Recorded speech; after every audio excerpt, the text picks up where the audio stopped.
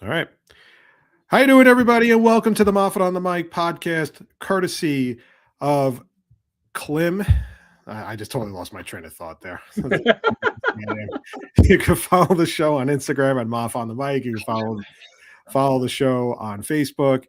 I am Craig Moffett, and alongside me, as always, is the one and only Mr. Chris KLIM. What's going on, Craig? I know we had a break last week. We had a lot going on, so we weren't able to record anything. But luckily, now the Super Bowl is over, and that means that the NFL offseason is kind of underway. It's a lot of speculation, right? It's upon us, yeah. It's pure speculation at this point. No one knows what's going on because right now teams are taking a break. Now that the Super Bowl is over, they're getting all their ducks in a row. Next week is when the franchise tag period starts. That's going to be kind of interesting to see who gets franchise tagged, who gets the transition tag. And then after that, we get to the combine. And then before you know it, we're at the legal tampering period, which starts on March 9th for the league year that begins on March 11th. So first things first, congratulations to the Seattle Seahawks on winning the Super Bowl. For me as a Jet fan, and maybe you'll disagree with me, I kind of got the best of both worlds out of the Super Bowl because I got the Patriots who played like complete garbage. Although the defense was actually very good. Defense kept them in it for as long as they could. I just think Drake May just might have been a little bit overmatched. It doesn't speak to his inabilities as a quarterback. I actually think he's going to be a very good quarterback in this league. But I found it interesting after that game how I felt like people were doubting him, almost like they don't think he's as good as advertised kind of thing. And that's a bit unfair in a way because the guy had a great season. I mean, he's one of the main reasons why, if not the reason why, the Patriots even went to the Super Bowl. I mean, a lot of people will pinpoint the easy schedule and everything, but hey, you know what? You play who's on the schedule. That's it. If you win those games, that's not your problem. That's not your fault. It's not your fault that the teams you happen to play that this year were not that good. You should take advantage. A good coach would take advantage of that. So I would expect nothing less out of Mike Vrabel and the New England Patriots. And they did exactly what was, did they get a little bit of luck on their side? Sure. The fact that Buffalo lost to Denver, the fact that CJ Stroud was terrible in their playoff game in New England. And then Bo Nix breaks his ankle in the overtime of the Denver win over Buffalo. So New England gets to face Jarrett Stidham in the AFC Championship game. And the final score of that game was 10-7. Like they barely got by Denver, which was just crazy. Now, what I mean by the best of both worlds is I got the fact that the New England Patriots, and I don't really hate the Patriots as much as I used to under Brady and Belichick. I respect them a lot more than I did then. But the fact that they didn't win, and the fact that, with all due respect to Sam Darnold, he didn't really have a great game in that Super Bowl. He was pretty much – it was a very strong defensive battle for both teams. Darnold really had a tough time making consistent plays. And I could easily argue that the only reason why he threw that touchdown was because Drake May fumbled on the previous play. And the Seahawks got the ball back in really good field position. So, but listen, that's me nitpicking more than anything. I have crazy respect for Sam Darnold. I love the fact that he did get a ring. The guy's been a genuinely good guy throughout his entire career. He's never said a bad thing about the Jets organization. He's never said a bad thing about, when he played for the Panthers under Matt Rule. So, I mean, good for him. I'm really happy for him. I really am. I couldn't have been happier for Sam Darnold, and even go like what you said, like I don't hate this Patriots team. Was I happy they lost? Yeah, because I was rooting for the Seahawks, but I don't hate this Patriots team like I dislike Belichick and Brady there. I actually like Drake May. I think, like you said, I 100% agree that I think Drake May will be a great quarterback in this league. And Mike Vrabel, I wanted Vrabel as the Jets head coach, so I can't really knock the guy for going to the Super Bowl, And like you said, it was a pretty great defensive game. I think both defenses were their top five defenses going into this game, and they showed it that game. I mean, other than Kenneth Walker literally just running over the competition, Drake May didn't look too great, but Sam Darnold looked pretty average. It just seemed a bit unfair that May was getting so badly criticized. Mhm. And I'm sure the hypocrites will change their mind next year when May's tearing it up again, because I kind of expect that out of him. I think the Patriots will get better. It was a boring Super Bowl from an offensive standpoint. It was, and you want to know something weird, and maybe if you want to agree with me, excuse me, or not. This Super Bowl to me almost felt like the game itself was second fiddle to all the bullshit surrounding the Bad Bunny halftime show. Yes, I 1,000% agree with you. And There were more. I think there were more people hyped up for the halftime show. Like, I had to work a hockey game during the afternoon. By the time I got home, the Super Bowl was literally just starting. Mm-hmm. But it's one of those things that I just wasn't excited for the game, because I felt like it was ruined in a way by all the political bullshit that we have to hear every single day. Okay.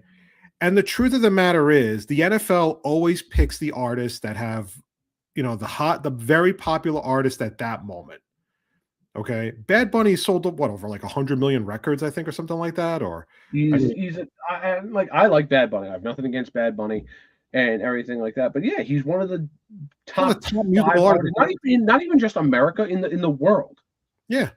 I mean, that's who the NFL goes for. If you see it every year, or they go for a popular pick, like the year they did Dr. Dre and Snoop, which was amazing. Or I forgot who did it. Do you remember who did it last year? Oh, it was Kendrick Lamar. Yes. Okay. Kendrick Lamar is like one of the most popular rappers in the whole country, or just in music. And I didn't understand why everybody had such a problem with Bad Bunny being the halftime performance. Now, look, I'm personally not a fan. Okay. And it's not because I love him as a wrestler, by the way. Let me. Oh, fantastic wrestler. Okay. Fantastic. You know what I like about Bad Bunny as a wrestler? It's the fact that, like, he is committed. It's not like some BS celebrity that's just doing a tag team match and half-assing it all the way through and everything. He is committed. You see him. It looks like he puts in the training for a match. Well, and he does the moves better than some of the wrestlers actually do them, which is insane. I remember when he came out for I think it was the Royal Rumble was his first appearance, and I watched him in the ring, and I'm like, holy shit, he could wrestle. He's pretty good. Like, he's not bad, right? Like, you wouldn't literally think that when they first announced, I'm like, oh, great, another celebrity. Yeah, exactly. But he is committed. The guy always you see the training, because you don't have to watch him train for the match, because you see the results in the ring. You see the results in the ring, and you see how good he is as a wrestler. Mm-hmm. You could see that he genuinely has a passion for the business, and he doesn't want to use his celebrity status just because he's in WWE. He wants to be like, you know what? These guys work their ass off. I want to be like them. I don't want to just do this as a gimmick match. I want to do this because I want to show that we can put on a good match. Right. And he does it all the time. And I have crazy respect for Bad Bunny for that. I'm not a big fan of him as a musician, but whatever. You don't have to be a huge fan of him. But it just became so politically charged. And I felt like it took away from the game itself. It was like I didn't care about the game after a while, because I felt like this whole thing between the Bad Bunny performance and Kid Rock's halftime show on a totally different, on a YouTube channel, it was just so politically charged, and it kind of sucked the life out of me of watching the game. Yeah. Which is a shame, because, like, I want to watch a Super Bowl. I want to be into the Super Bowl. And to be honest, I didn't think Bad Bunny's performance was that great. I get the message. And, but if you're not a fan, you're not a fan. It's okay. Just watch the damn halftime show. Go into the kitchen. Go make something. Go, just watch your phone or whatever it is. But then it just became this whole pissing contest afterwards. Oh, Kid Rock got more streams than this, and Bad Bunny, the lowest thing than this. The guy still had over 128 million hits from that performance. How are you going to tell me that it was a failure? No, it really wasn't. And to be honest, I didn't watch it. I watched the Kid Rock one, and that one also was not good I at was a all. complete. I didn't watch it, but I've heard enough to know that it was a complete shit show. It was, because you know what it was. It's like, yeah, you had Kid Rock, but then like the people who performed before him, they were nobodies. Yeah, They weren't any. It's I like, don't who the like hell's Kid this Rock. person? Honestly, like Kid Rock's new stuff is not nearly as good, but his old stuff is very good. Like Yeah, I was always into that new metal stuff. Like when he was around, when Limp Bizkit was out and Korn was out, and he was great. But the problem I have with Kid Rock now is that you can tell that he's really trying to ride this MAGA wave until it dies. Mhm. And that's really it's a way to keep him relevant. Mhm. It's a way to keep him relevant. It's not a way for him. Part of me actually thinks he doesn't believe half the bullshit he's saying in these interviews. But you could just tell the difference between a guy who's like really committed to the music. And I found it kind of hypocritical that you could sit there and like all these, rap artists and everything, and then you have a problem with Bad Bunny. Yeah. I mean, It just comes off very hypocritical for me. And it comes off, to be honest, and people can disagree all they want, it comes off Kid Rock's act is either phony and he's doing it just for attention, or it's borderline racist because he doesn't really, he doesn't have respect for artists like Bad Bunny because they speak Spanish in their songs. And why are we doing this? It should be a traditional American show. I mean, what the right, hell? It's a halftime show. Who cares? It's a right. halftime performance. I mean, and that's exactly, see, we're still talking about it and everybody's still talking about it. And it only proves my point that it was so politically charged that it just wasn't worth it after a while. It like literally took my enjoyment out of the game. Yeah, I mean, like, Grant, like, I worked, so I didn't actually really start physically watching until halftime, and I watched a little bit of Bad Bunny, but I mostly watched the Kid Rock one. But you're absolutely right. There was no really like talk about the Seahawks versus the Patriots leading up to it. There was no talk about Sam Darnold, Drake May, Kenneth Walker, Christian Gonzalez. There was no talk of the players. There was more talk of, oh, Bad Bunny, he's doing this, but Kid Rock's going to be on Turning Point USA and this and that and left and right and Donald Trump and ICE and all this stuff. It's like, like you said, the Super Bowl got blindsided by this halftime performance between both shows. It was. So, I mean, the game was fine. I mean, I shut it off in the fourth quarter. I just got bored with it after a while. I saw the Darnold touchdown and I was like, all right, this game's over. Yeah. So, but listen, I'm really happy for Darnold. I'm tired of hearing about how, and again, it goes back to what I say about like, in a way, sports media has become a bit of like propaganda, if you think about it, because everyone puts blinders on to Darnold as if like his 2 years with Carolina, his 1 year with the 49ers don't exist. Right. It's almost like he went from the Jets to the Vikings and everybody just craps on the Jets because they can. Because well, Darnold was on the Jets and they didn't groom him enough, or they didn't do this enough, or whatever. He had 3 years, man. Like he had 3 years to show something. Yeah. And even if it was Adam Gase, if Darnold is as good as he claims to be, as a number 3 overall pick, then he's got to show something too.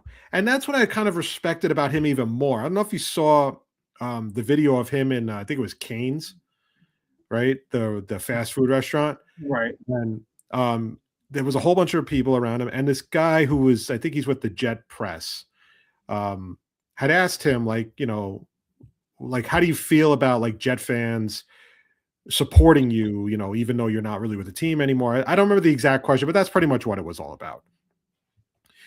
And Darnold gave such a great answer to that question. It makes you respect him so much more. Yeah. And he basically said in not too many words, I could have done things better in New York. They're great fans. He's like, he's basically putting it on him a bit. And he's not wrong. It is Right. on him a little bit. I mean, everybody blames Adam Gase, and don't get me wrong, Gase definitely takes some heat, takes plenty of heat for it. But let's not forget, man, in Gase's first year, Darnold had a good season. His numbers weren't bad. No, they weren't. And You put better talent around him, maybe you have something. You put an offensive line around him, of course, but again, the Jets just didn't do that. That's on the Jets. But Darnold wasn't bad in his first year under Gase. Now, I know Jet fans don't want to hear that because they hate Adam Gase and they despise Adam Gase. So they don't want any positivity towards Adam Gase. I'm not trying to be positive like, well, the Jets made a mistake getting rid of Adam Gase. He should have been fired. But you can't deny, and look it up, his first year under Gase was better than his last year under Todd Bowles. Look it up. Not by much, but it's still better. I'm looking it up right now. Let's see. His interceptions went down a little bit. His touchdowns went up a little bit, and his yardage went up a little bit. All right, yeah, his first year with Gase, 2,800 yards, 17 touchdowns, 15 interceptions. With what year was that? This was 2018. Okay, so that's Bowles' last year. Now go to 2019 when Gase took over. 2019, his first year under Gase, he had 3,000 yards, 19 touchdowns, 13 interceptions, and a QBR of 45.6. All right. So you may not want to admit it, and that's fine. I'm not saying, like I said, Gase is not an offensive guru, in my opinion, but you can't deny the fact that Darnold's numbers were better. Yeah. So it's on him a little bit too. They were. And, me and you said it. The reason we got rid of Darnold, and we said it when we were doing at the old place, that the reason the Jets got rid of Sam Darnold was because there was no improvement in his game. And you can chalk it up to Mike McCagnon or whoever the GM was at the time, not putting an offense around him. True. It's very easy to say that. It's very easy now to say that, if the Jets had Sam Darnold and Robert Saleh was there and they drafted Jamar Chase instead of Zach Wilson, this could be a whole different Jets team. You're right. It could be that. We will never know because we can't. It's very easy to Monday morning quarterback these things. But at the end of the day, and you just said it. Really, you just said it right there.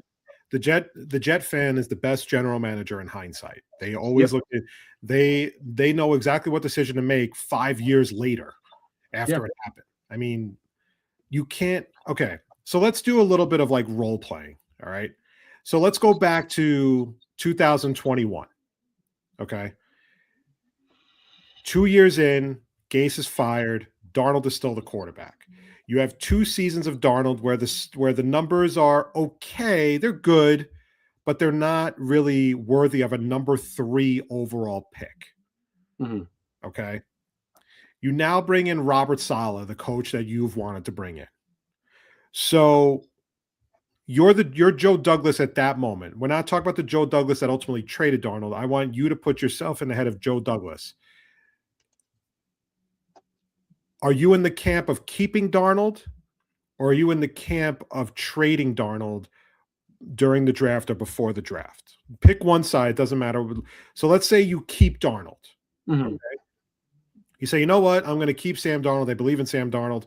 And, I'm going to try to trade the pick and see if I can get a haul for it.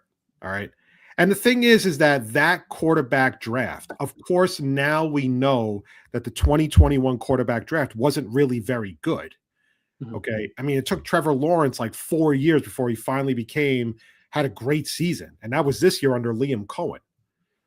Justin Fields has been all over the place. Zach Wilson was a bust. Mac Jones is a backup quarterback in San Francisco. Trey Lance barely started. I mean, this quarterback class was a massive disappointment, but you don't know that going into that draft, right? Because we're not 5 years later. We're in 2021. So you decide to keep Sam, okay? And let's say Sam is your quarterback, and the numbers are kind of better, but they're not great. Let's say they go up a little bit, but they're not like this elite quarterback status. Now you're in 2022. You don't have the quarterback class is not nearly as good in 2022 compared to 21. I think if I remember right, 22 wasn't that the Kenny Pickett draft? 22, the first QB that went off the draft board was Kenny Pickett at 20 to the Steelers. Okay. So right away, it's a crap draft. So after that 21 season, now you have Darnold's 5th-year option. You have to make a decision on at that moment. Okay. So what do? You're the general manager now. Now the decision lies with you. And let's say in the first year that you had Darnold in 21 and he wasn't as good as you wanted to be, and then Zach Wilson winds up being better than you thought. Okay. Do you see what I mean? Yeah. It's like you can't keep second guessing yourself. If you're going to make a decision, then you own it. It's just that simple. Right. You can't look 5 years later and say, oh, see, I would have kept Sam. Of course you would have kept Sam because you won a fucking Super Bowl. Anybody would have kept Sam at that point. Okay. Right. And Craig, it's like you said too. Like, yeah, we can talk about, like, oh, the Jets did this, the Jets did that, and not enough. Like you talk about the Panthers, Steelers. I mean, the Panthers, 49ers, and Vikings all let Sam walk away. So we're not the only team that do that. Let's not forget that. Yes, Sam was the starter for Carolina for 2 years, and he wasn't that great. Good at all. Yeah. Good at all. He had 16 touchdowns and 16 interceptions in 2 years in Carolina. Yeah. And he lost his job to Baker Mayfield. Yes. And then he goes to the 49ers and then loses the starting job to Mr. Irrelevant Brock Purdy. Now, granted, Brock Purdy is a great quarterback. I'm not knocking him that. I'm not knocking Brock Purdy whatsoever. But typically, 99.99% of the time, you get drafted last in the NFL, you don't really start or be a good player. It's 99% of the time. He lost it to Mr. Irrelevant. So what does he do now? Let's not forget, he goes to the Vikings. He's not the starter for the Vikings. It takes J.J. McCarthy blowing out his ACLs for Sam Darnold to be the starter. And granted, he did amazing. Sam Darnold resurrected his career with the Vikings under Kevin O'Connell. He was fantastic. But they're stupid enough. The Vikings were dumb enough to be like, you know what? We got J.J. McCarthy. We're gonna run the dice with him. Sam, have you heard the latest on that though? The latest on that is like it was really the GM of the Vikings got fired, but apparently it was O'Connell that was moving on from Darnold. Like O'Connell had a say in it too. Stupid. Okay. That's like the story that's being put out there, that not only did the general manager kind of fell on the sword with this decision, but it was O'Connell who was telling the CEO, giving him because they wanted to go to JJ McCarthy. So Darnold left Minnesota. First of all, you don't get rid of a guy like Darnold if he's throwing 35 touchdowns and over 4,000 yards. On top of that, your receiver, your top offensive player in Justin Jefferson is very happy with him there. So why are you going to upset the apple cart by moving on from him for a second-year quarterback who did not play his entire rookie season because he needed surgery to repair a torn meniscus? Okay, that's a terrible decision by Kevin O'Connell. And honestly, it also makes me second guess my opinion of him as an all-around good coach, because I don't care what your record is. You have to know that when you have a quarterback like Sam Darnold at that moment throwing 35 touchdowns and over 4,000 yards in one season, I don't care about J.J. McCarthy. Mm-hmm. You have to figure out a way to lock him up long-term. And if that means putting J.J. McCarthy on the trading block, so be it. Yeah, absolutely. 1,000% couldn't agree with you more. And I remember when they decided to move on from Sam Darnold, I'm like, are they kidding me? I was like, Craig, you and I both know, and we've seen sports injuries happen all the time. When you blow out your knee like that, like the way J.J. McCarthy did, you're not typically the same player you are when you come back from that. Now, granted, you've seen some exceptions, one key being Adrian Peterson. He came back and was still the stud Adrian Peterson he was. This was a rookie quarterback who didn't play a snap in the NFL, tears everything in his knee, and then he's like, all right, now we're going to come back and be what I was supposed to be. We don't know that. You know what you just saw, what you have with Sam Darnold. You know that he can sling the rock to Justin Jefferson, Jordan Addison. Now, let's go back to what we're talking about. So now it's 2022. Mm-hmm. Darnold has given you, his numbers are a little bit better, but they're not really, they're still kind of meh. They're not really in that elite status. So now you've had Darnold since 2018 when you drafted him. So you have 18, 19, 20, and 21. It's 4 years now of Sam Darnold. How long do you have to wait for him to take that next step? You've had 4 years. Okay. Right. So now what do you do at this point? Do you ride or die with him for a 5th year? Do you trade him at this point? That's the tough part of being a general manager, because you can't see the future, can't predict the future. You don't know what he's going to be. Yes, you can be patient with him. I don't have a problem with that. But here's the problem that also bothers me. And these are the Jets beat writers like the Connor Hughes, like the Rich Ciminis, like the Zach Rosenblatts, who run these guys out of town. Almost, they put doubt and everything. And don't think for a minute that the Jets organization doesn't read this stuff, because they do. They do. Every team reads this stuff from the writers.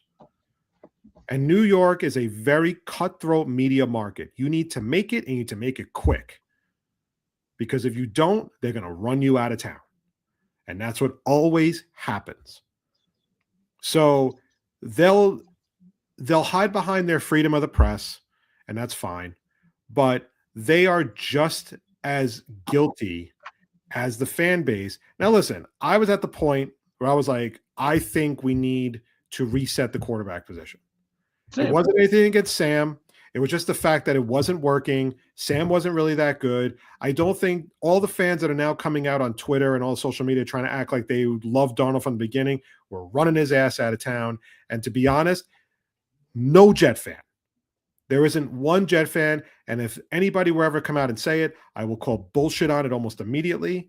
Not one Jet fan is going to tell me that they were on board with keeping Sam Darnold, watching him for 2 years in Carolina crap the bed. And by the way, you know who coached that team? Matt Rule, who every Jet fan wanted to replace Todd Bowles. So I don't want to hear it from Jets Nation about how they wanted to keep Sam Darnold. It's a crime that they got rid of him. I can't believe they didn't build around him. They should have built around him and everything. Because the guy who ruined him for 2 years in Carolina is the same coach that you Jet fans wanted desperately to replace Todd Bowles. And I'm not saying Adam Gase was a good coaching hire. He was a terrible coaching hire. I would have never hired him. Coming off a 4-12 season in Miami and multiple reports about players who hated him. That's not a coach I want coaching this team. But I would have been fine with Matt Rule. Don't get me wrong. Mm-hmm. But at that moment, Matt Rule was in Carolina, and he was awful. And he couldn't get anything out of Sam Darnold. Mm-hmm. And no Jet fan is ever going to convince me that they've been on board with Sam Darnold staying with the Jets for all these years. Especially, they're going to sit there and listen. I'm not going to challenge Jets Nation to go find me a tweet that they had during Sam's time in Carolina where they said, yeah, we should have kept Sam. There is no way, because you know why? Because Jet fans are they're the most polarizing fan base you'll ever see in your life. They're either all in or they're all out. They're never in the middle. No. When they win 2 games in a row, they're talking playoffs. When they're losing 3 games in a row, they want to play for the number 1 overall pick. They're either on one side or the other. They're never in the middle. They're not realistic, is my point. And no Jet fan is ever going to convince me that they wanted Sam Darnold to stay with the Jets during those 2 years in Carolina. They were all pretty much saying the Jets made a good move not to keep him. Mm-hmm. Zach wasn't better, but Sam isn't really doing anything either. And the Jets look like geniuses. Joe Douglas looked like a genius for trading away Sam Darnold, getting those draft picks because he stunk in with the Panthers, and then he was a backup with the 49ers. Douglas at that time looked like a genius. At the end of the day, I'm just going to say this before we move on. It's okay to be happy for Sam. It's okay to be happy for the guy without doing the whole woe is me. We should have kept him. Things would have been different, because you have no idea. You have no clue if things were going to be different for the Jets. Mm-hmm. There's no way to know that. I'm sorry. There's just no way. For all we know, Darnold would have been average and Zach Wilson would have torn it up with another team. And then you all would have been whining about keeping Darnold. It's always easy to be a good general manager in hindsight. But I would really love to see these Jet fans sitting in that big chair and they have a gut check decision at that moment to make about the future of your franchise. I guarantee you they'd be sweating bullets because they know if they mess up, they are done. Their job is done. I'd be freaking out if I had to make that decision. I wouldn't know what to do. I wouldn't be sleeping for weeks knowing that deadline was coming up on what to do about, well, I have this quarterback here and then I have this, but he's not bad, but he's not really showing us anything worthy of being a number 3 overall pick. And then meanwhile, I have this quarterback class that, of course, you don't really know what you're going to get because it's a bit of a crapshoot, as it always is. And the thing is that the Jets also didn't get rid of Darnold. They traded him. And you know who those 3 picks turned out to be, by the way? It was one was AVT, right? No, it was Breece Hall. Oh, yes. Jamie and Sherwood and Max Mitchell. 3 guys who were still on the team. Good running back, a linebacker that I know he didn't have a great season, but he's still a good linebacker, and a good swing offensive lineman for a backup. I hate to say it, but the Jets didn't really get a bad haul for Darnold at the time. But it's okay to be happy for him without whining about the past. Just be happy for the guy. He moved on. It's okay. Stop living in the past. Just, move forward. Mm-hmm. Mm-hmm. The beauty of it is now the offseason is upon us. And then it's funny because I don't know what the Jets are going to do. I know they're going to have to do some serious selling. Bless you. Thank you. They're going to do some serious selling on the franchise. Like, hey, we're not as – listen, I know what it looks like, but – and listen, money talks, right? So I totally expect players to sign here, even if it means giving them a little bit more than you would have liked to. But I also know that Darren Muji looks like he really wants to build through the draft. Mm-hmm. I think that's like his calling card. I don't think he wants to spend crazy amounts of money in free agency, even though they have a lot. They have over $80 million in cap space. I could easily see him taking shots like he did last year. Bringing in some good players. I'm not saying he's going to bring in a lot of crappy players. When you look back on the offseason last year, you kind of saw that he wasn't really trying to win. I think he was hoping for lightning in a bottle. Right. With, guys like Josh Reynolds and Andre Sisco, and none of those guys turned out to be any good. So this year is a big offseason for Aaron Glenn, because if he doesn't succeed, he's probably out of a job. Because there's no way Woody Johnson is going to go a 3rd year with Aaron Glenn, knowing full well that he could have a shot at Mike Tomlin. He could have a shot at Sean McDermott. He could have a shot possibly even at Brian Flores if he wanted to, because I think eventually Brian Flores will get a job. I want Brian Flores. So this year, Glenn really has to hit out of the park. So the coaching staff is officially redone. Frank Reich is the offensive coordinator. They brought in Bill Musgrave as quarterback's coach and Seth Ryan as passing game coordinator, Rex's son. They brought in Brian Duker as a defensive coordinator, but Glenn is going to call plays. They have they just announced today they hired Ben Bowling as a linebackers coach, who he's with the Texans. So if you can poach from that tree, go for it. If you can poach from Mike Tomlin's staff in Pittsburgh, go for it. So, but the Musgrave hiring is interesting because what it's done is it's opened the floodgates for potential for a potential reunion with Derek Carr. Now, Derek Carr retired last year due to multiple injuries with shoulder injuries and stuff like that. And but apparently he's been responding well to rehab, and it looks like he wants to make a comeback. So he's been linked to the Jets now because of everything going on with Musgrave. And that remains to be seen now. Now the Jets need a quarterback, of course. So obviously Carr is it. And so, Klim, what I'm going to do is I'm going to let you comment. I have to fix something on my computer real quick. So just comment real quickly while I take care of business. All right. Okay.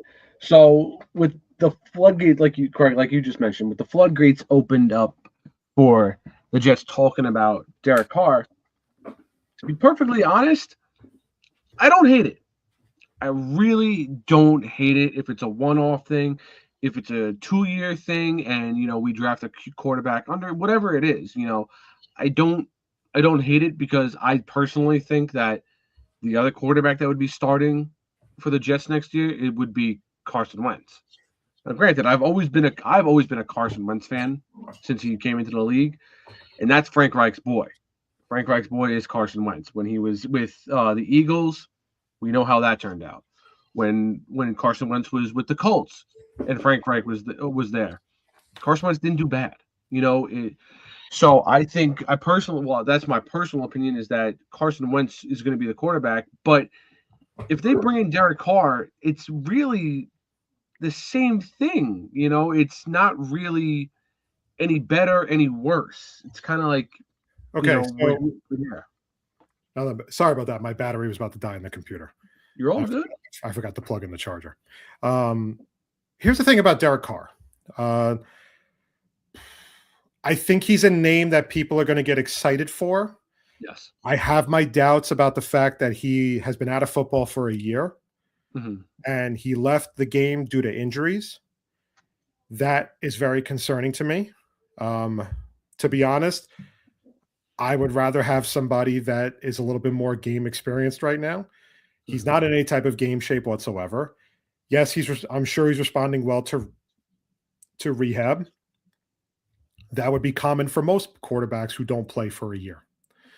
So, but I know what he can bring to the table. Personally, I think he's a little bit of an overrated quarterback. I think that he got a little bit of a pass because the Raiders were so bad, but he wasn't that much better in New Orleans either. It's kind of average. And for me, it's just a case of, I think there are better options. Now, I just recently wrote an article for Jets Wire. And if you get a chance, if you want to check it out, just go to Jets Wire, USA Today, and look for my name as one of the writers. And I wrote an article that basically said that the other day that if the Jets are going to gamble on a quarterback for this year, I would rather gamble on Tanner McKee. Tanner McKee is the backup quarterback to the Philadelphia Eagles for Jalen Hurts. And he has a Super Bowl ring, even though he hasn't really played a lot. He's a big quarterback. He's 6'6". He's 231 pounds. He's a pocket passer, which is exactly what Frank Reich really likes in his quarterbacks. He likes bigger quarterbacks. He's got a good arm. The downside to Tanner McKee is he's not much of a mobile quarterback. He's not a guy he's not like a Justin Fields, or he's not like a Jackson Dart who can take off on a whim. But if I'm a guy like Aaron Glenn, I would rather roll the dice this season on a 26-year-old quarterback that has potential to be a good player, to the point where if he succeeds this year in this offense, you may not have to worry about drafting a quarterback next year in 27, and you can use those picks to strengthen other areas of the team. At the same time, what I also think is, I do think the Jets are going to draft a quarterback this year. I don't think it's going to be in the first round, though. No. I know they've been linked to like Ty Simpson, And I'm not going to sit here and give you a full scouting analysis of the guy because I don't really know. I'm not going to pretend like I know if these guys are any good or not, because we've seen scouting analysis up the ass on certain quarterbacks and they've been bums when they get to the pros. So I'm not going to sit here and tell you, well, I watched a lot of Ty Simpson tape and this is what I saw, because you can guess like the rest of them. He might be good, he might not. It's always a roll of the dice with any quarterback. Mhm. But here's why I'm not crazy about the idea of bringing in a veteran like a Marcus Mariota or a Jacoby Brissett. It's just a means to an end for 1 year. So you are going to be literally in the same position you were next year. Because, and I wrote this in my article, Darren Muji is not going to give Jacoby Brissett a 4-year contract extension. Darren Muji is not going to give Marcus Mariota a 4-year contract extension. These guys are only here for a year. And then after that, that's it. They're moving on. Mm-hmm. So if they go that route, they will definitely draft a quarterback. Part of me thinks it's going to be Garrett Nussmeier from LSU, but I don't know where that's going to be because these guys are all over the place. They're all over the place right now. You know, I actually saw something that made a lot of sense, that for a day 3 pick, I would have a problem drafting a kid like Drew Aller from Penn State. Oh, absolutely. I would. There's only 3 quarterbacks I would really want drafted this year. The kid from LSU, I can't pronounce his name. Garrett Nussmeier. Actually, I'm not huge on Garrett Nussmeier, but I wouldn't hate it as a day 3 pick. Well, for Nussmeier, here's the thing about Nussmeier. I don't really, like I said, I'm not going to sit here and analyze the guy for you. You know, his stock is all over the place right now. There are some people who think he could be a 2nd-round pick. There are other people who think he's a day 3 pick. Everybody has a different opinion. Everybody's entitled to their opinion. I honestly don't know if he'd be any good. Right. What I do know is you must sit him for a year easily. Mm-hmm. He should not see the field his rookie year. But he's a bigger quarterback. And like I said, Reich really likes bigger, like the Ben Roethlisberger type of quarterback, you know, like a bigger guy. There are some people I've read about who write about Garrett Nussmeier who said, well, to be honest, he was hurt a good portion of the year, and that was part of the reason why he struggled. Okay, I'll take your word for it. You know, same thing with Ty Simpson. The first half of Ty Simpson's year was good. The second half, not so much. So you don't really know what you're getting. What you do know is whoever you take, it's going to be a sit year for that person. Yeah. So if the Jets go that route, even if they go the Derek Carr route, which, by the way, I believe you have to trade for Derek Carr. That's another red flag. I don't want to trade for Derek Carr. Even if you go that route, you're still going to have to develop a kid. Because what if Derek Carr leads you to an 8-win season? Hypothetically. Right. Leads to an 8-win season. Now the Jets are picking in the middle of the draft. Their odds of getting a quarterback are slim to none at that point. They're not going to get Arch Manning. They're not going to get any of those guys. So you got to have that young guy ready to go. And that's part of me why I'm thinking that Tanner McKee makes all the sense in the world, because he's only 26 years old. He's been in the league for 2 years. He's on his rookie contract right now. I would rather take, if I'm Glenn, I'm going all in on a guy that I think has potential to be a good quarterback. He's young. He comes from a winning organization. Philadelphia Eagles won a Super Bowl last year. They're in the playoffs almost every year. Sirianni's a terrific coach. And he's learned under a Super Bowl MVP in Jalen Hurts. That's the kind of guy I think I'd want to take a chance on.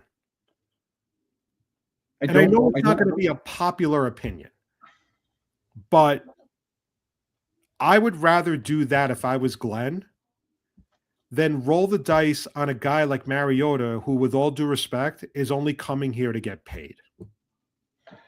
I don't disagree with your thinking behind that, you know, but my thing is, though, and I was saying this to my friends the other day, not just Aaron Glenn has to do the Jets need to make moves that's gonna save Aaron Glenn's job. So to make a move on a kid who's never really started before, I'd like granted, yes, I understand he's was in with the Eagles, a winning organization behind Jalen Hurts. That I understand completely. But you're gonna take the risk on a guy when Aaron Glenn needs minimum 7 wins to keep his job next year.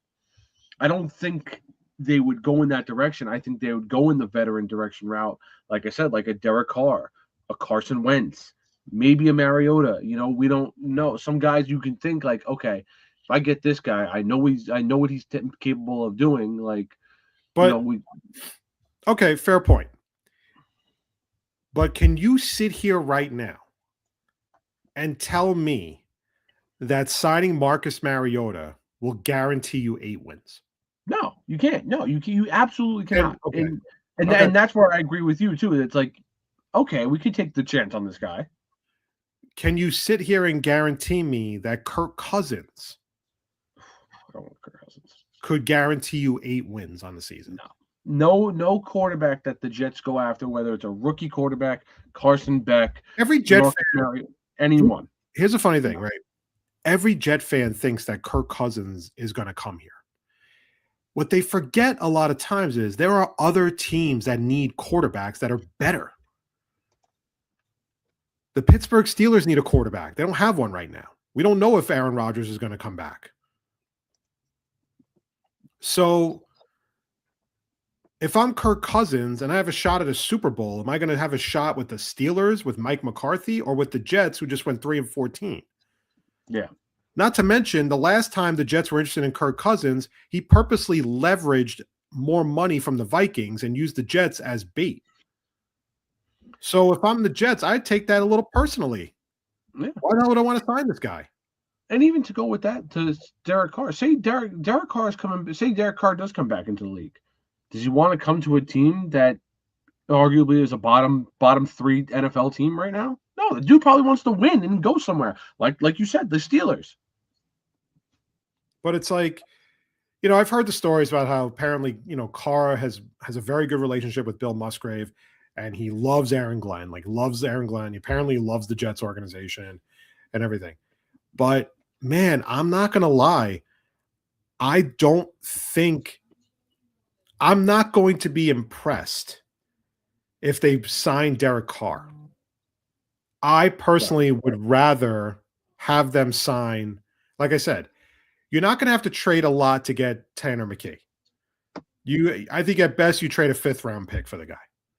Mm-hmm. Okay, you're not going to trade a 4th rounder or a 3rd rounder. You're not trading that unless there's a real bidding war for his services. I personally just don't see it. Right. Okay.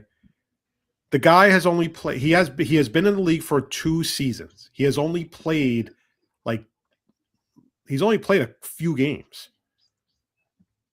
The one game that sticks out was the end of the 24 season when he played the Giants in Week 18, and he played pretty well. Threw 2 touchdowns, threw for 260 yards. The Eagles beat the Giants. It was a game that the Eagles were locked into the number 2 seed. Hurts didn't even play that game. Now, listen, the body of work, there isn't much of one. All you're going on is his size and his ability. Mm-hmm. He also went to Stanford. Reich has a little bit of a, because he has a little bit of a relationship with the university because he wasn't an offensive assistant when he was there, but he was with Stanford right before he took the Jets job as OC. He fits the profile of what Reich wants in his quarterbacks. Right. And while I know everybody keeps saying Jacoby Brissett is still under contract with the Arizona Cardinals. So you're going to have to trade something for him to get him. Arizona doesn't have another quarterback on their roster right now. So why would they even consider trading Jacoby Brissett if they like him more than Kyler Murray? Right. They would rather get rid of Kyler Murray. It's not that, like I said, I would have no choice but to be happy about the fact that Derek Carr is playing for the Jets. But what concerns me is that when you're a year away from the game and you come back and you know the Jets are going to give him the starting job. Yeah. Has done nothing to prove it. How can I possibly get behind that? Right. How can I possibly be excited for that? And I agree with you. But it 1000%. runs the same risk as signing a Marcus Mariota, as signing a Kirk Cousins. It runs the same exact risk. People think that just because Kirk Cousins comes to the Jets, they're going to be like a playoff team. And they might. It's definitely possible. But you're also banking on Cousins, who I think is like 36 or 37 years old. The guy's coming off a torn Achilles, like from a year ago. And you have no clue if he wants to come here. Right. And here's the funny thing. You know who I saw was a rumored player that the Jets should go after? And honestly, I would be okay with this. Young quarterback. Do you take a flyer on Jalen Milroe? You could. But again, he hasn't played. So you got to take that in consideration. You can't bring him here and go, okay, you're going to be the starting quarterback this year. In this market, he'll get eaten alive by week 2 if he plays like crap. That's true. Because when you look at the Jets on paper, the offense is kind of set. The only guy right now besides a quarterback that you're concerned about is Breece Hall. You don't know if they're going to bring him back. You don't know if they're going to franchise tag him. I don't know what they're going to do. I would franchise tag him personally because I would not want him to go for nothing. If you find a way to bring him back into the fold, but honestly, there was a guy that I saw, I was listening to a podcast today, and one player that definitely piques my interest to replace him is Tyler Algier from the Falcons. I like him. I've always liked him. He was always a good runner.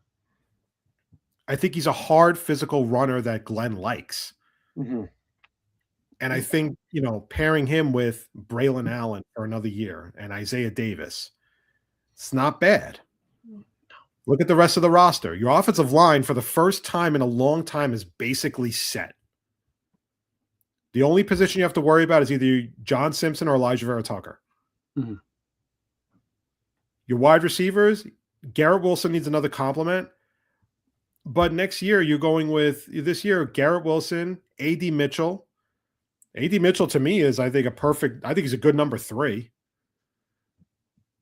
You have Mechie.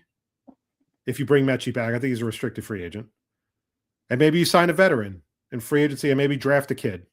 There's your wide receiver group. Not a lot that needs to be fixed. 2 capable tight ends in Mason Taylor and Jeremy Ruckert. Just find the right guy to be the quarterback. I don't know why, man. I know a week ago or the last time we did a show, I made a prediction that the Jets will wind up with Tua. And part of me still believes that, by the way. I could totally see it. But I keep coming back to a kid like Tanner McKee. And I just think, like, if Glenn's out of a job anyway, it doesn't matter. Right. After this year, he's out of a job if he doesn't produce at least 8 wins. I'd rather take the flyer on the young kid than take the flyer on the grizzled veteran who you're going to have to replace in 2027 anyway.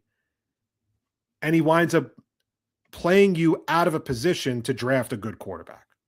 So here's my other reasoning why I think the Jets are going to do a veteran for QB, because say they do make those moves, like I think they stay with, A.D. Mitchell and John Mechie. Maybe they bring in like an Alec Pierce kind of guy, because Frank Reich drafted Alec Pierce many, many moons ago. So I think they will bring in an Alec Pierce. And then they bring in like a Carnell Tate, with that 2nd overall pick. Your wide receiver core is set at that point. You franchise tag Breece Hall. Your offense is good to go, ready and raring to go. Then you bring in a Carson Wentz guy type. All right, he doesn't do too great. The offense is still, the offense, defense, still tons of holes in there. Now you use most of these draft picks this year with the minus of drafting Carnell Tate. You draft like a Caden McDonald in the 2nd round, and with the other second round pick. You go with a safety. You go draft Jacob Rodriguez from Texas Tech. Okay, then you got some pieces there. The following year, now you need a QB. What are you going to do with that first pick? You're going to draft, an Arch Manning, a Dante Moore, C.J. Carr, Julian Saint. The quarterback options next year are endless, and with guys who have had playing time too. It's not like one-off guys. Like it's like, oh well, he had a good year, like a Ty Simpson. It's not a one-off guy. Oh, he had a great year for Alabama. Let's do that guy. No, you have a lot of guys who've had time, who are experienced and whatnot. So then they draft that quarterback, that young. So say it is Arch Manning, or I'll say for the fact, say it's Julian Saint from Ohio State. You draft him next year. He's coming into it. No, I don't want Ohio State quarterbacks. I can't. They're a system quarterback. They're just they never play good in the NFL. And Stroud, I think, has regressed big time since his rookie season. I don't think he's been nearly as good as he was his rookie season. So I cannot get behind an Ohio State quarterback. No disrespect, Klim. I cannot get behind. I agree with you. I was just throwing names out there. Okay, so let's say Dante Moore then. So say we draft Dante Moore next year. Now he's coming into an offense with Breece Hall, the two years more experience of Mason Taylor.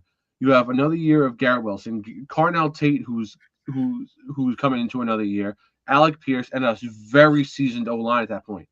You're setting that offense up for that rookie quarterback immensely, better than we've ever set it up before. It's definitely possible. I mean, there are definitely options. They have a lot of money to spend this year. They have a lot of draft picks.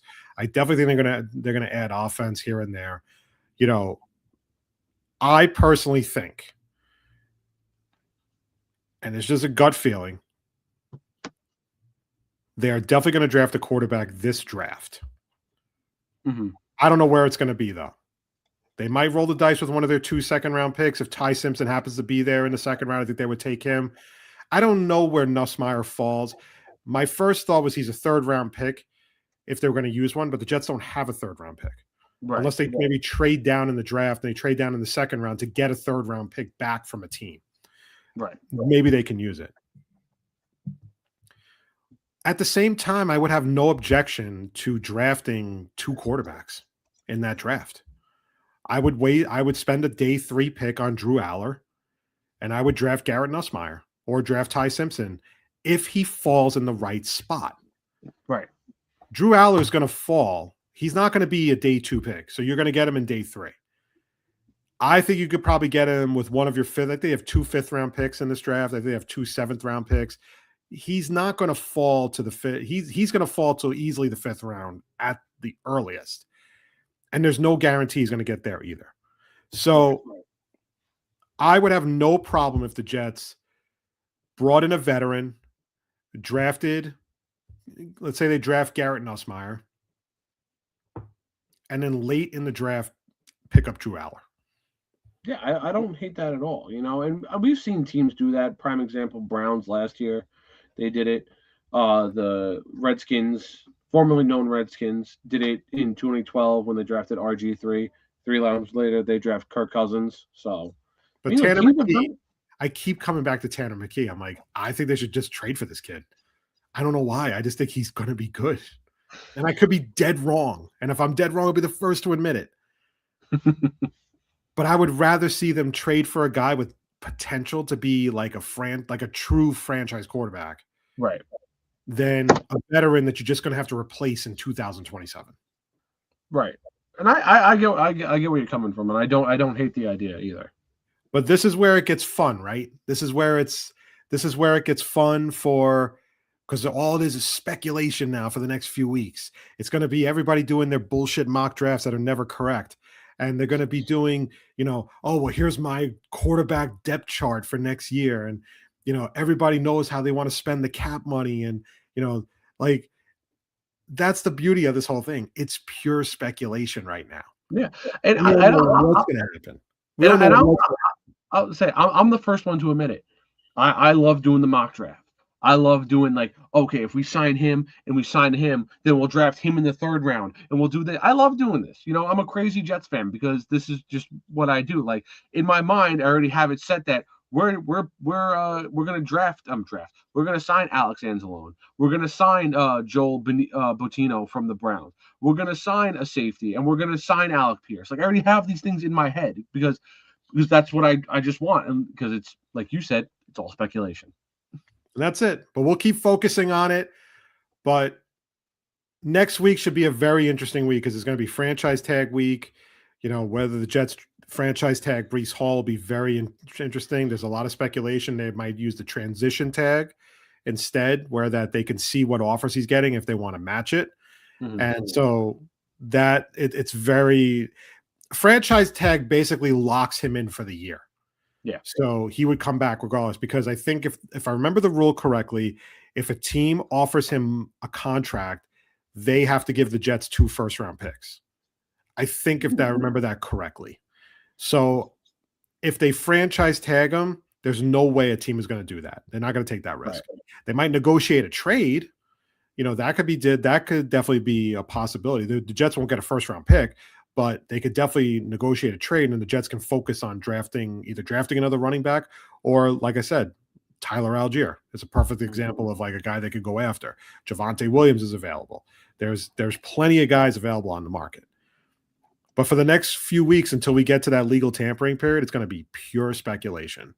It's going to be just pure, the Jets are rumored to go after this guy, and Kyler Murray's on their radar. Everybody claims to have a source, but people don't know squat. Mm-hmm. And that's the facts. Even the Jets beat writers have been awful with their sources lately. Yeah. So, all right, before we get out of here, we would be remiss if we didn't pay our respects to actor James Van Der Beek, who unfortunately passed away due to colon cancer, stage 3 colon cancer. He's only 48 years old, which is my age, which is just really sad, and it's very depressing.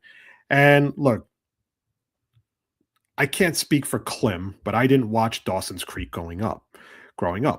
So the truth is like, he will always be remembered as Johnny Moxon from Varsity Blues, which is an underrated movie because it's just trash. Like it's like one of those, like, I don't know if so bad it's good, like, movies, right. But it's a very entertaining movie. It definitely speaks to the life of high school kids in these small towns, because this is all they have, Friday Night Lights and all that stuff. And it's just like a really good movie, and it has a very good cast. Yeah. It has John Voight. It has Scott Kahn, who plays Tweeter. It has Amy Smart, who plays Lance's girlfriend. Paul Walker's in it. You have and then you have Ali Larder, who plays the whipped cream bikini girl, right? And it's one of my favorite sports movies. Like, it's like one of those movies you have to watch if it's on for 15 minutes. Like, you just got to watch it. Doesn't matter what scene it is. And how much John Voight was a prick. And then the funniest part about that movie is all the dads who are watching the boys practice, and they're reminiscing about when the coach used to kick the crap out of them when they were in the school. It's such a good movie, and it's fresh in my mind because I watched it today to honor James Van Der Beek. Because, to be honest, I love a good sports movie, and Varsity Blues, it's up there for me. It's very good because, like you mentioned, you get the intensity of what these small town Texas towns do on Friday nights. It's football. They live, breathe, die football. And you can see that throughout the movie when Paul Walker's getting his leg shot up because he lives and dies by football. And all these guys. When you're good, you can do whatever you want. You can be Charlie Tweeter and be naked in a cop car with girls in high school. You can do that, or you can go to the strip club at 16 years old and see your teacher there stripping. That's what happens in Texas. This is the shit that happens. But it also speaks to the scene with Billy Bob when he gets hurt in the beginning and has a concussion and he keeps playing, and he's he's responsible for Lance tearing up his knee. And then you find out that Lance's knee was just really bad shape. The guy was one hit away from his career being over.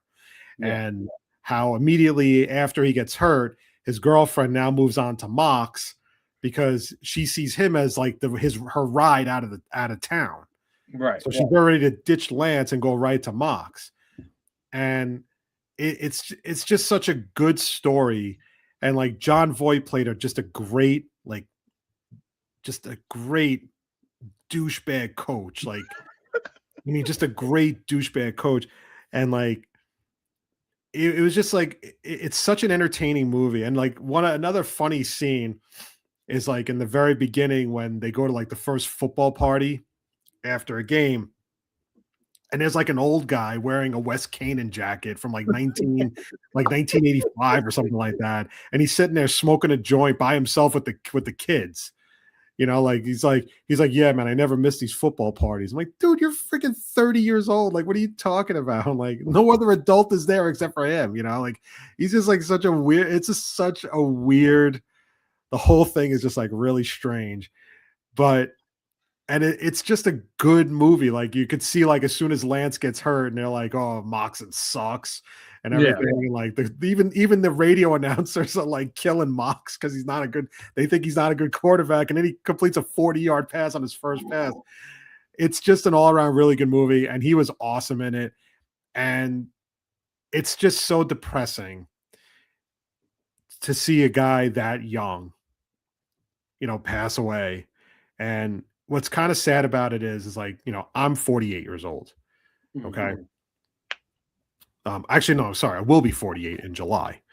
And that's some scary shit, you know, because like these are actors I grew up with, you grew up with. And they're passing on at like such a young, you know, some of them are a little younger than others. And it's just really it's sad. Like it's very sad.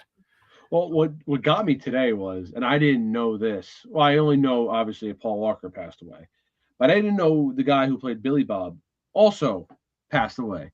So now you're watching Varsity Blues, and 3 of the 4 main characters are now gone, and you only have Scott Conn. I mean, if you want to count John Voight still, those guys are the only ones still alive. It's like, wow, like that really like. That hits you here, especially for someone who like likes this movie. And again, you know Paul Walker from the Fast and Furious franchise. Yeah. You know James Vanderbeek from this movie and Dawson's Creek. You know Scott Conn from all the things he's been in, and Billy Bob for all the things he's been. I don't know his real life name, but it's like, wow, these guys are, you know, like this is a movie, and now you're watching it. It's like they're all passed away. Like they're all gone, unfortunately. Yeah, I mean, and like, but you just watch that movie and you're like, you know, at the end when Wendell gets hurt, the running back gets hurt, and like you see he's in the same situation that Lance was in, where, you know, give him the shot so he can play. And it was like the coach just did not care about these kids at all. Like he just did not care. He had no empathy for them, didn't care that they got hurt. You know, he was like, all right, well, kicking him to the curb and now moving on. Yeah. And it was just like, and it really does, like, it does a good job in a way of showing you like how football programs sometimes are, especially in these high schools. Like my brother lives in South Carolina, and like it's Friday Night Lights there, and he goes, it's packed for like every game. Like it's packed. Yeah, one of my best friends, he played semi-pro baseball in Texas. And he would I would be like, yo, what do you guys like, you know, do down there for fun? He was like, Clem, you wouldn't believe that, you know, Friday Night Lights, like that's how it is. Like the town closes down and you go to the football game, the high school football game on Friday nights, and they take it so seriously. Doesn't matter if your team's good or bad. They take it so seriously down there that what you see in the movies is almost accurate to what's going on in real life. Yeah. Now, a couple of notes. First of all, the scene when Billy Bob like passes out and Lance gets hurt, that play's not happening. That's a false start on Billy Bob. I was watching it today and I was like, I'm sorry. Like, hello. Yeah, the ref would have blown the whistle a long time ago. That play is never happening in a million years. Okay. Like, as he leans over, first of all, it's a false start because he immediately leans over before the ball snapped. Yeah. So that's not happening. So that was actually kind of funny. All right. Other than that, though, like, you know, like Moxon always is trying to mess with the coach, like when he does like the oop-de-oop on like just to be a dick, just to try to like show up the coach and everything. Like, he's a better offensive, player than him and everything. But like that play's not happening. I always wonder if when he throws the ball at the mascot and he throws the ball at the cowboy to knock him off the horse right at the end. I always wonder if that's like, I don't know if I'm like a penalty, but it's just like it's a bad look. It's kind of like being a bit of a douche. It's funny, like no joke. It is pretty funny, and it just really goes to show you though, in those towns, like you just said, there's literally nothing to do in the town. Like when you see the scene when the bus is going to the game and you see like 15 cars following it, that's exactly how it is. I mean, that's just how it is. But it's such a good movie. It's like a trashy movie because it's like, it sells you the sex with Ali Larder and like, and then going to the strip club with the teacher and everything like that, and I'm like, listen, I get these guys are high school kids, but come on. I mean, like, are we really like doing this? Like all of a sudden, like these guys are like, what being in the strip club, watching their teacher, and the guy's like, he's like all attracted to the teacher. And it's like, oh yeah, I can get whatever. I've had sex with older women. And I'm like, come on. It's like, give me a break. I like in that scene when Billy Bob, he's drunk as hell. He's like, a 10. And it's like, but it's like also like, there are other scenes like in that scene when they're in the strip club and Lance goes to Mox and he goes, you're the only guy who visited me in the hospital. Like it's kind of fucked up when you think about it. Cause like he's supposed to have all these friends. The coach doesn't even go visit him. Right. Exactly. Like you really see like how like depressing, like you felt bad for the guy. And then like the scene when he's like after Mox like wins the game and he's being interviewed by the radio guy, and you could tell the radio guy wants him to just like trash Lance, like and he can't, like he's not going to because he's too good of a guy to do that, like, and you see the guy, like the radio guy, give him like a little bit of a look like, yeah, great interview, kind of like he wanted him to like trash him and like he was never going to happen because he's too good of a guy. He has too much pride for that.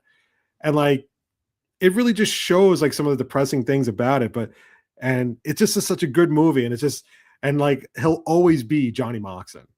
Like he'll always be Moxon. Like Mox is a fox. And when the father puts up, the big sign in front of his house and everything, like it takes up like 3/4 of his lawn. Or when Moxon gets pissed at his dad and throws the ball at him and breaks his nose. It's just really good. Like it's pure garbage, but it's so much fun to watch. Like it's like one of those movies that you just have to watch like every time it's on. And James Van Der Beek will be missed. He's a great actor. It's a shame. It just really is a shame. No, it really is, because like you said, like that movie again, like, he was mostly known for Dawson's Creek, and I never watched Dawson's Creek, so let's put that to bed. I never watched it, but I know James Van Der Beek. You don't have to defend yourself. You don't have to justify yourself to anybody. Okay. I know James Van Der Beek as Johnny Moxon. I know James Van Der Beek in Jay and Silent Bob. That's what I know James Van Der Beek from.